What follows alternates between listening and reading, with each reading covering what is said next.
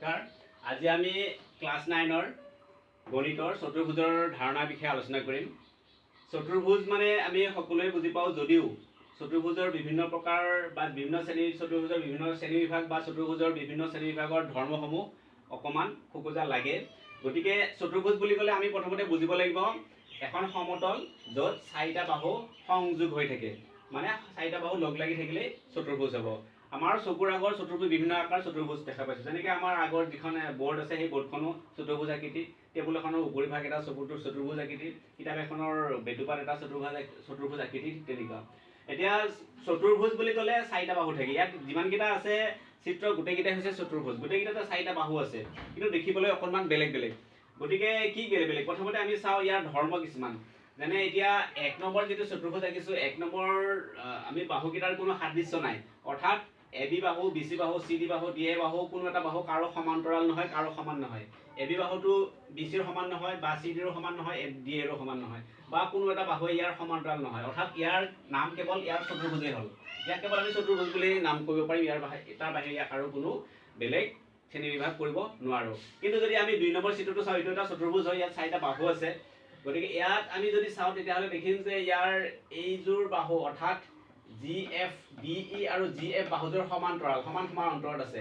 লগতে দুটা বাহু সমান চিন দিয়া আছে। এইটো এটা সংকেত দিয়া চিহ্নিত কৰা হৈছে, গতিকে এইটো সমান বুজোৱা হৈছে। ঠিক তেনেকৈ ইয়াৰ বিপৰীত বাহু GH, GB বা DG বা EF, যিটো বিপৰীত বাহু আছে সেই বিপৰীত বাহুটো ইয়াত এটা চিহ্নিত কৰা আছে, মানে অৰ্থাৎ সমান। অৰ্থাৎ এই চতুৰ্ভুজটোৰ ধৰ্ম আমি পালোঁ যে বিপৰীত বাহুযোৰ সমান।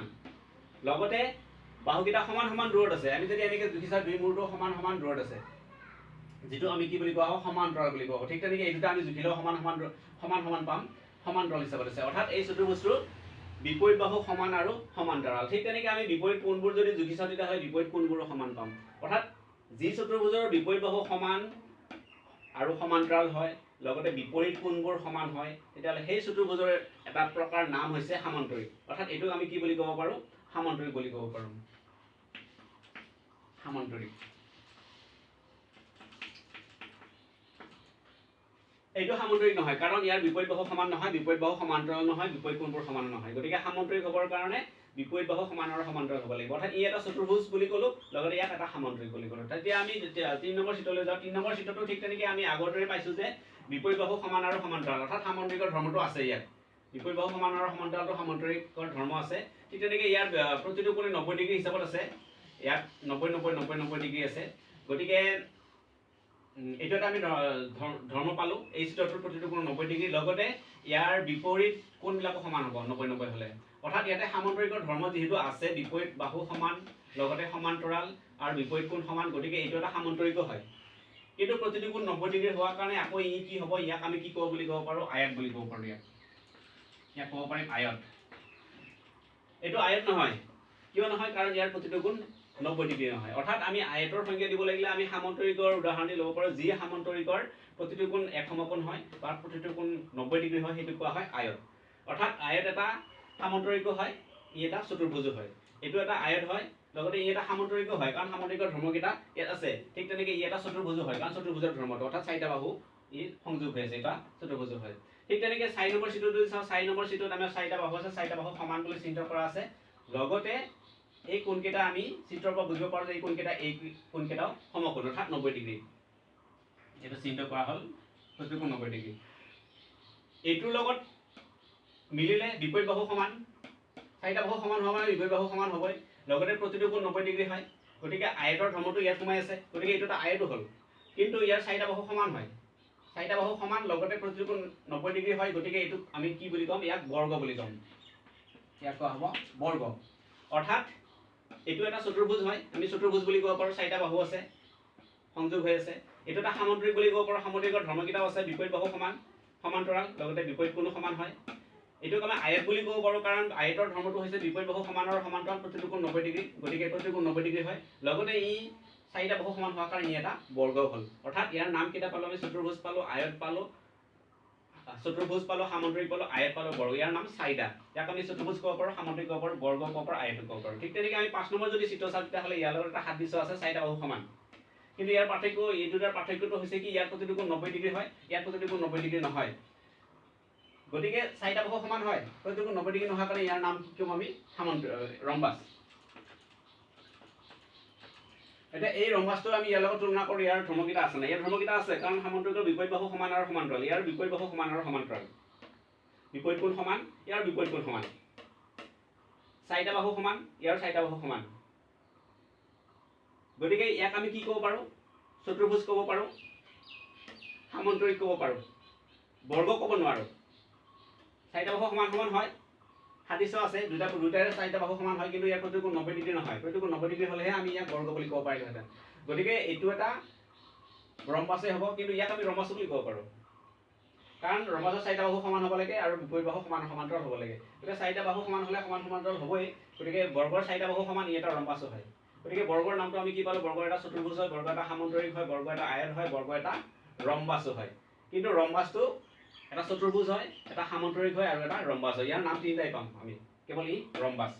তাৰপিছত আমি আহোঁ 6 নম্বৰ চিত্ৰলৈ। 6 নম্বৰটো আছে এটা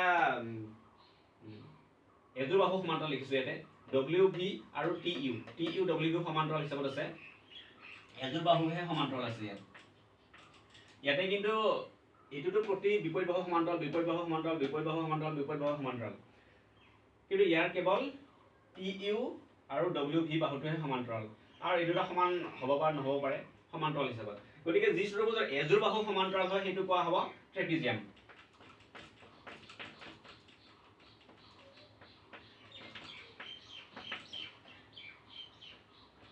অৰ্থাৎ ট্ৰেপিজিয়ামৰ চৰ্তটো হৈছে এযোৰ বাহু সমান্তৰাল হ'ব লাগে।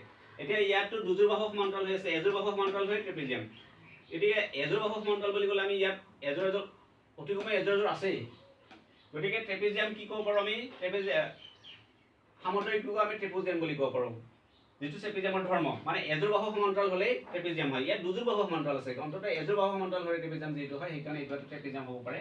আয়তটো এটা ট্ৰেপিজিয়াম হ'ব পাৰে, ঠিক তেনেকৈ বৰ্গ এটা ট্ৰেপিজিয়াম হ'ব পাৰে, ৰম্বাস এটা ট্ৰেপিজিয়াম হ'ব পাৰে। কাৰণ কিয়? বিপৰীত বাহু সমান্তৰাল, মানে এযোৰ বাহু সমান্তৰাল হ'লে ট্ৰেপিজিয়াম হয়। ইয়াত দুযোৰকৈ বাহু সমান্তৰাল হৈ আছে, গতিকে আমাক দুযোৰটো দৰকাৰ নাই। এযোৰ বাহু সমান্তৰালৰ চৰ্তত আমি আয়ত এটা ট্ৰেপিজিয়াম ক'ব পাৰোঁ, বৰ্গটোক এটা ট্ৰেপিজিয়াম ক'ব পাৰোঁ, ৰম্বাসটোক এটা ট্ৰেপিজিয়াম ক'ব পাৰোঁ, আৰু কেৱল ট্ৰেপিজিয়াম বুলি ক'ব লাগিলে, ট্ৰেপিজিয়াম আৰু চতুৰ্ভুজ বুলি ক'ব লাগে, ইয়াৰ দুটাই নাম। ই কেৱল ট্ৰেপিজিয়াম আৰু চতুৰ্ভুজ, ইয়াৰ বাহিৰে তাৰ আৰু ইয়াৰ দ্বিতীয়টো নাম নাই।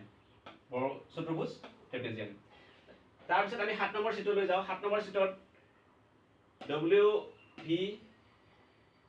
WX, VW, XY এইটো এখন চিলা লিখা আছে। ইয়াত আমি এই দুটা বাহু সমান দিছোঁ, ওচৰা ওচৰি বাহুহে সমান। ইয়াত কিন্তু বিপৰীত বাহুহে সমান আছিলে, ইয়াত কিন্তু ওচৰা ওচৰি বাহু সমান, এইটো সমান। অৰ্থাৎ ওচৰা ওচৰি যদি বাহু সমান হয় তেতিয়াহ'লে সেইটো কোৱা হয় চিলা, সেইটো চতুৰ্ভুজক কোৱা হয় চিলা। গতিকে চিলাটো কাৰ লগত মিলিলে? ইয়াৰ কোনোযোৰ বাহুৱে কাৰো সমান্তৰাল নহয়, গতিকে ট্ৰেপিজিয়ামৰ লগত কোনো ধৰ্ম নিমিলে, ৰম্বাসৰ লগত ধৰ্ম নিমিলে, বৰ্গৰ লগত নিমিলে, আয়তৰ লগত নিমিলে, সামান্তৰিকৰ লগত নিমিলে। চতুৰ্ভুজ বুলি ক'লে আমি ক'ব পাৰোঁ এইটো এটা চতুৰ্ভুজ হয়, চাৰিটা বাহু যিটো সংযোগ হৈ আছে, আৰু লগতে ই ওচৰা ওচৰি বাহু সমান হোৱাৰ কাৰণে ইয়াক কোৱা হ'ব চিলা। অৰ্থাৎ চিলাৰ আমি দুটাই নাম পালোঁ, এটা হৈছে চতুৰ্ভুজ আৰু হৈছে চিলা। ট্ৰেপিজিয়ামৰ আমি ঠিক দুটাই নাম পালোঁ, এটা ট্ৰেপিজিয়াম আৰু এটা হৈছে চতুৰ্ভুজ। ঠিক তেনেকৈ আমি ৰম্বাসৰ চতুৰ্ভুজ নাম এটা পালোঁ, সামান্তৰিক নামটো পালোঁ, লগতে ৰম্বাস নাম পালোঁ, আৰু আমি কি পালোঁ? ট্ৰেপিজিয়াম নাম পালোঁ। কাৰণ এযোৰ বাহু সমান্তৰাল হ'লে ট্ৰেপিজিয়াম হ'ব পাৰে, ই এটা ট্ৰেপিজিয়াম বুলিও আমি ক'ব পাৰোঁ। অৰ্থাৎ ইয়াৰ নাম চতুৰ্ভুজ, সামান্তৰিক, ৰম্বাস আৰু ট্ৰেপিজিয়াম। ঠিক তেনেকৈ বৰ্গটোত কি হ'ব? আমি কি ধৰ্ম মিলিলে বৰ্গটোক আমি এটা চতুৰ্ভুজ বুলি ক'ব পাৰোঁ, বৰ্গটোক আমি এটা সামান্তৰিক বুলি ক'ব পাৰোঁ, বৰ্গটোক এটা আয়ত বুলি ক'ব পাৰোঁ। এইটো বৰ্গই থাকিলে লগতে বৰ্গটোক এটা আমি ট্ৰেপিজিয়াম বুলি ক'ব পাৰোঁ, কাৰণ এযোৰ বাহু সমান্তৰাল হৈ আছে। ঠিক তেনেকৈ আয়তক আমি এটা চতুৰ্ভুজ বুলি ক'ব পাৰোঁ, চাৰিটা বাহু আছে, এটা সামান্তৰিক বুলি ক'ব পাৰোঁ, সামান্তৰিকৰ ধৰ্মকেইটা আছে ইয়াত। ঠিক তেনেকৈ আয়তক লগতে আমি এটা কি ক'ব পাৰোঁ? ট্ৰেপিজিয়াম বুলি ক'ব পাৰোঁ, কাৰণ ট্ৰেপিজিয়ামৰ এযোৰ বাহু সমান্তৰাল, ইয়াৰো এযোৰ বাহু সমান্তৰাল আমি উলিয়াই ল'ব পাৰোঁ। সামান্তৰিকটো ঠিক তেনেকৈ সামান্তৰিকটোক আমি চতুৰ্ভুজ বুলি ক'ব পাৰোঁ, লগতে ইয়াৰ নাম এটা সামান্তৰিক থাকিলে লগতে আমি ট্ৰেপিজিয়াম বুলি ক'ব পাৰোঁ, কাৰণ ট্ৰেপিজিয়ামৰ এযোৰ বাহু সমান্তৰাল, ইয়াতো আমি এযোৰ বাহু সমান্তৰাল বিচাৰি উলিয়াব পাৰোঁ। ঠিক তেনেকৈ এইটো কেৱল চতুৰ্ভুজ। গতিকে পাঠ্যপুথিত ইয়াৰ ধৰ্মবোৰ ব্যাখ্যা কৰি থোৱা আছে, তাৰ পৰা আমি চাব পাৰিম। লগতে আমি অকল ধৰ্মকেইটা কেৱল মুখস্থ কৰিলে নহ'ব, আমি বুজি পাব লাগিব। অৰ্থাৎ বৰ্গ এটা আমি কিয় আয়ত বুলি ক'ব পাৰোঁ সেই কথাটো জানিব লাগিব, বা আয়তক আমি কিয় বৰ্গ বুলি ক'ব নোৱাৰোঁ, এইটো আয়তক আমি কিয় বৰ্গ বুলি ক'ব নোৱাৰোঁ, বা এইটোক আমি বৰ্গ বুলি ক'ব নোৱাৰোঁ অথচ এইটোক আমি ৰম্বাস বুলি ক'ব পাৰোঁ, কিয়? সেই ধৰ্মকেইটা যদি স্পষ্টকৈ বুজি পোৱা যায় তেতিয়াহ'লে আমি সেইখিনি কথা ব্যাখ্যা কৰিব পাৰিম। আৰু ইয়াৰ পিছত আমি অনুশীলনী প্ৰশ্নবোৰ ঠিক তেনেকৈ এই ধৰ্মৰ ওপৰত ভিত্তি কৰি আমি সমাধান কৰিব পাৰিম। ধন্যবাদ।